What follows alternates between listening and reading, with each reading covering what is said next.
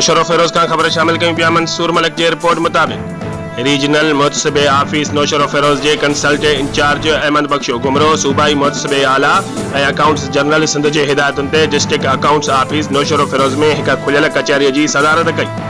उन मौके ते district accounts officer Amjad Mughal, additional district accountants officer Mir Hassan पयार ए बिया ऑफिसर मौजूद आ।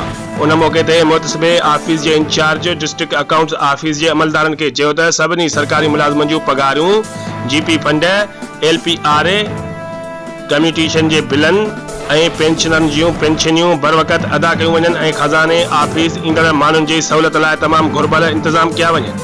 उन पेंशनर के शिकायतुन ते उन्हनि खे फौरी पेंशन की अदायगी ए रायतुन की अदायगी लाइ तमाम घुर्जूं पूरियूं करण जो हुकुम पिण ॾिनो।